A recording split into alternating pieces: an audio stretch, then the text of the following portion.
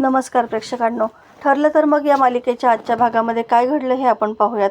सोनलला तिच्या घरी पाठवलेलं असतं. त्यावेळेस जाताना सगळेच खूप इमोशनल झालेले असतात. सोनलला सुद्धा तिथून बाहेर पडताना खूपच त्रास होत असतो. सगळ्या मुलांना तिचा खूप लळा लागलेला असतो. श्वेता म्हणते, खरंच सायलीताईमुळे आज तिला तिचं हक्काचं घर मिळालं. मधुभाऊसुद्धा म्हणतात, खरंच सायली, आज तुझ्यामुळे हे सगळं शक्य झालं आहे. मला तुझा खूप अभिमान वाटतो. आता इथून पुढे कुणालाही बेघर राहावं लागणार नाही. मानसी म्हणते, आपलेसुद्धा आईबापा आपल्याला असेच शोधा देतील का? तिच्या चेहऱ्यावरती जितका आनंद होता तसा आनंद आपल्यालासुद्धा मिळेल का कधी उपभोगायला? तेव्हा सायली म्हणते, तू अजिबात काळजी करू नकोस म्हणू. कोणी येवो अथवा न येवो, मी तुझ्यासाठी कायम असणार आहे. मी तुला कशाचीही कमी पडू देणार नाही. तू अजिबात काळजी करू नको. त्यावेळेस सोमूसुद्धा तिला समजावतो. पण सायलीचं काही कशामध्ये मनच लागत नसतं. ती अर्जुनला म्हणते की आपण जे काही केलं ते योग्य केलं आहे ना? तेव्हा अर्जुन म्हणतो, अगदी योग्य केलं आहे. सगळे कागदपत्रंसुद्धा आपण तपासले आहेत ना, म्हणून तर आपण पाठवलं आहे तिला. तू अजिबात काळजी करू नकोस. यापुढे सगळं चांगलंच होणार आहे सोनलच्या बाबतीत. तू एकदम निश्चिंत राहा. आता इकडे प्रिया, नागराज, राकेश सगळेच जण श्वेताच्या फोनचं वाट पाहत असतात. राकेश म्हणतो, काही प्रॉब्लेम तर झाला नसेल ना? म्हणजे नसेलच झाला, कारण प्रिया त्याच्याकडे रागात बघते. पुन्हा ही त्याचा गळा आवळते काय अशी त्याला शंका वाटू लागते. तितक्यात कॉन्स्टेबल येते आणि श्वेताचा फोन आलाय म्हणून तिच्याकडे मोबाईल देऊन जाते. श्वेता सांगते की अगं, तू माझ्यावरती एखादी कामगिरी सोपवली होतीस, मग ती पूर्ण होणार नाही असं शक्य आहे का? अगं, आपलं प्लॅन व्यवस्थितपणे वर्क झालेला आहे. तिचे काका येऊन तिला आत्ताच घेऊन गेलेत. तेव्हा मात्र प्रियाला प्रचंड आनंद झालेला असतो. ती विचारते, तू मला व्यवस्थित सगळं सांग. म्हणजे आपला माणूस तिथं गेल्यानंतर अर्जुन सायलीने त्यांना काय काय प्रश्न विचारले, कोणी पकडलं नाही ना गेलं, संशय नाही ना आला? श्वेता सांगते, अजिबात नाही. जसं जसं तू सांगितलं होतंस ना तसं तसं एकदम त्यांनी छान उत्तरं दिलीत आणि अर्जुन सायलीला काहीच शंका आली नाही. तेव्हा कुठे प्रियाला हायसं वाटतं. इकडे सायली विचारातच असते आणि गौरीला जेवणही भरवत असते. त्यावेळेस तिचं लक्षच त्याकडे नसतं. तितक्यात अर्जुन तिथे येतो आणि मग तिला सांगतो की बायको, इतका विचार करू नकोस. सोनलच्या बाबतीत आता सगळं काही छान होणार आहे. तुझ्यामध्ये ना एक वेगळीच जादू आहे.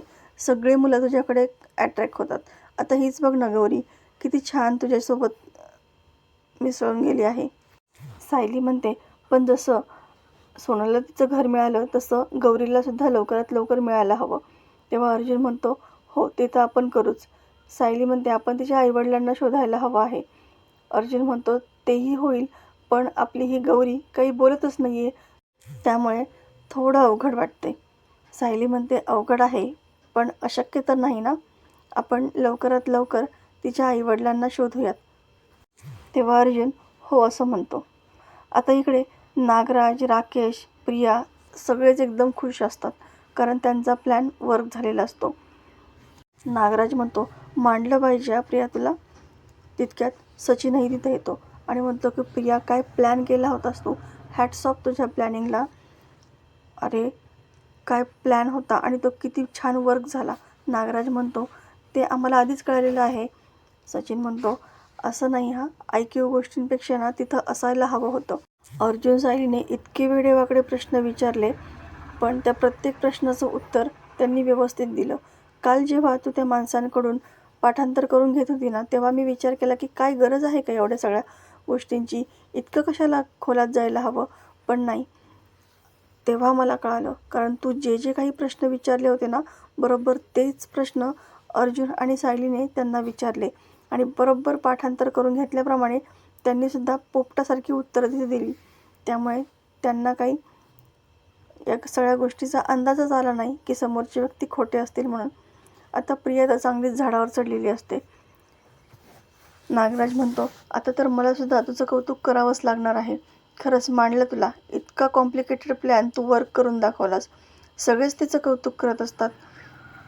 प्रिया म्हणते, अरे तुम्ही थांबलात कशाला? बोला बोला, अजून कौतुक करा माझं, कारण मी ते डिझर्व करते. इतकं सगळं प्लॅनिंग जुळून आणलं मी आणि ते वर्क केलं. आता फक्त बघायचं की या सायलीचं काय होतं आहे. तिला खूप आनंद वाटत असेल ना की तिने त्या मुलीचं भलं केलं, पण असं अजिबात नाही आहे. आता तिला काही दिवसातच कळेल की तिने तिचं सगळं गमावलेलं आहे. तिचं ऐश्वर्य, तिचं नाव, तिचा आश्रम, तिचा मानसन्मान, तिची माणसं, सगळं सगळं काही. नागराज म्हणतो, अर्जुन सायलीला मूर्खात काढणं काही सोपं नव्हतं, पण प्रिया खरंच तू ते करून दाखवलं. प्रिया म्हणते, बरोबर आहे, मला माहीत होतं की अर्जुन सायली इन्स्पेक्टरला पाहिल्याशिवाय असंच त्या मुलीला हवाली नाही करणार, म्हणून तर हे सगळं प्लॅनिंग केलं. आणि बघा, सगळं वर्कसुद्धा झालं, आपल्या म्हणण्याप्रमाणे सगळं झालेलं आहे. सचिन म्हणतो, प्रिया तू तुझ्या बाळावरती ना एकदम परफेक्ट असे संस्कार करते असा. तेव्हा प्रिया तिच्या पोटावरती हात ठेवून बाळाला बोलू लागते की बाळा, तू ना एक गोष्ट कायम लक्षात ठेव, या जगामध्ये सगळेच जण स्वार्थी असतात, त्याच्यामुळे आपला स्वार्थ आधी साधायचा आणि या सगळ्यामध्ये जर कोणी मध्ये आलंच ना तर त्याला आडवा करायचा, कारण हे जग तुला सहजासहजी जगू नाही देणार. आपल्या आईकडून एवढी तरी गोष्ट तू नक्कीच घे. आता इकडे सोनलला एका बाईने डांबून ठेवलेलं असतं. ती तिला धमकावत असते आणि सोनल तिच्या हातपाय पडत असते की मला इथं का आणलं आहे, ते काका मला घरी घेऊन जाणार होते, मला प्लीज आश्रमामध्ये सोडा. पण ती बाई तिला धमकावते आणि तितक्यात सचिनला व्हिडिओ कॉलसुद्धा ती करत असते. त्यामध्ये सचिन सगळं त्या मुलीची अवस्था पाहतो आणि म्हणतो की तिला जरा प्रेमाने घे. ती बाई म्हणते की ती पोरगी आता इथून उठून जाणार नाही, साधी हल्ली ना तरीसुद्धा मी तिचा थोबाडच फोडते. तेव्हा सचिन म्हणतो की प्रत्येक वेळी हाणामारी करायची गरज नाही आहे, फक्त जरा प्रेमाने बोल तिच्याशी, बघ ती तुझं सगळं ऐकेल, फक्त ती पळून जाणार नाही याची काळजी घे. तेव्हा ती बाई हो असं म्हणते. आता इकडे अस्मिता घरी आलेली असते आणि सायली घरी नाही हे पाहून तिचा चांगलाच पारा चढतो. ती सगळ्यांनाच बोलू लागते, अजूनही सायली घरी आलेली नाही आहे आणि तिने लवकर येणं अपेक्षित होतं. तसं तिने मला सांगितलंही होतं की ती स्मितची सगळी जबाबदारी घेईल म्हणून, सगळा लोड मम्मावरती येऊन देणार नाही. पण आज बघितलं ना, गोलू इतका रडत होता आणि तरीसुद्धा ती घरीच नाही आहे. तितक्यात सायली अर्जुन तिथं येतात. अस्मिता काही विचार न करता सायलीलाच ओरडू लागते, सायली आपल्या दोघींमध्ये काय बोलणं झालं होतं की तू स्मितला वेळ देशील, मम्मावरती सगळा लोड येणार नाही, मग तरीसुद्धा तू आज दिवसभर इथे नव्हतीस आणि आत्ताही खूप उशिरा आली आहेस. तेव्हा सायली तिला समजावण्याचा प्रयत्न करते, मात्र अस्मिता काही ऐकण्याच्या मनस्थितीतच नसते. विमलही म्हणते, अहो अस्मिताताई, वहिनी खूप करतात स्मितसाठी, मी पाहते ना, त्यात कुठल्याच गोष्टीची कमी नाही पडू देत. आता अस्मिताचा एकच मुद्दा असतो की स्मितला सांभाळण्यासाठी एखादी नॅनी ठेवायला हवी, कारण हे सगळं मम्माला एकटीला जमणार नाही आहे. खरं तर ती अविश्वास दाखवल्यासारखंच करत असते आणि याच गोष्टीचा कल्पनालाही राग येतो. अर्जुन म्हणतो, जॉब करणं ही तुझी चॉईस होती, त्यासाठी तू माझ्या बायकोला जबाबदार का धरतीयस, तू तिला का बोलतीयस, तुला माहिती आहे का आश्रमामध्ये काय झालं होतं. तेव्हा अर्जुन आश्रमामध्ये काय काय घडलं हे सगळं तिला सांगू लागतो आणि ते ऐकल्यानंतर मात्र अस्मिताला तिच्याच वागण्याचा खूप पश्चाताप होतो. सायली तिला समजावण्याचा प्रयत्न करते की अस्मिता तू अजिबात काळजी करू नकोस आणि आज मला उशीर झाला आहे, उद्या मी आश्रमाचं सगळं काम घरातूनच करेल. अस्मिता तिच्या वागण्याची तिच्याकडे माफी मागते आणि मला माफ कर, कदाचित डिलिव्हरीनंतर काही दिवस हार्मोन्स खालीवर होतात ना, त्यामुळे माझी चिडचिड होत असेल, पण मी खरंच खूप ओव्हर रिॲक्ट केलं, पण मी तरी काय करू, गोलूला असं एकटं सोडून जाताना मला खूप त्रास होतो, त्यामुळे तर म्हणते एखादी नॅनी असायला हवी. तेव्हा कल्पना चिडूनच म्हणते की म्हणजे तुझा त्या परक्या व्यक्तीवरती विश्वास आहे, पण स्वतःच्या आईवरती विश्वास नाही की मी त्याला व्यवस्थित सांभाळू शकते. माझ्याकडे गोलू असताना तू निर्धास्त नसतेस. आता सायली मध्यस्थी करते आणि सगळ्यांना शांत करते. अश्विन म्हणतो की अस्मिताई, उद्याचं उद्या बघूयात, त्यामुळे तू अजिबात गोलूची काळजी करू नकोस आणि तू बिनधास्त जॉबला जा. सायलीसुद्धा अस्मिताला समजावते की उद्या मी घरूनच काम करेल. इकडे सचिनने प्रियाच्या मोबाईलवरती एक चिठ्ठी पाठवलेली असते आणि त्याचबरोबर सोनलचा एक फोटो तिच्या आईवडिलांसोबत असाही मॅनेज करून पाठवलेला असतो. नागराज म्हणतो, एकदम परफेक्ट काम केलं आहे बघ सचिनने, आता अर्जुन सायलीला शंकाच येणार नाही.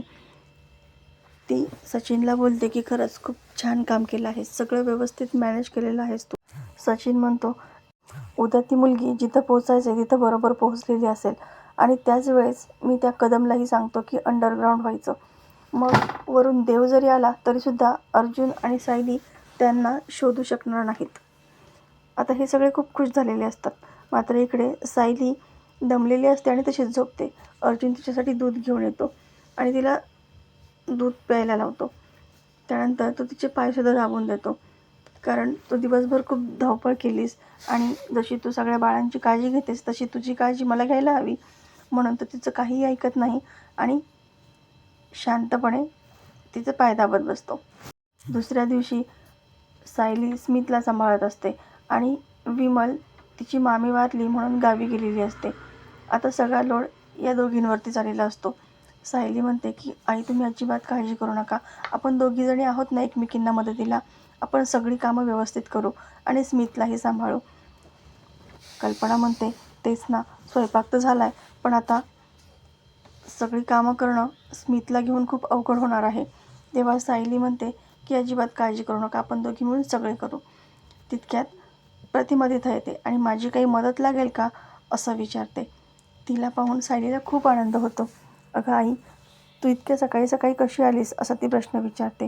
तेव्हा त्यांचं येण्याचं कारण असतं की सायलीचं डोहाळ जेवण. कल्पना म्हणते, मला सायलीची सगळी हौसमौज करायची आहे, तिचं डोहाळ जेवण अगदी थाटामाटात करायचे. तर प्रेक्षकांनो, येणारा भाग अतिशय रंजक आपल्याला पाहायला मिळणार आहे. अशाच मालिकेच्या नवनवीन व्हिडिओ अपडेटसाठी चॅनलला सबस्क्राईब करा. नोटिफिकेशनसाठी बेल आयकॉन अवश्य दाबा. व्हिडिओ पाहिल्याबद्दल धन्यवाद.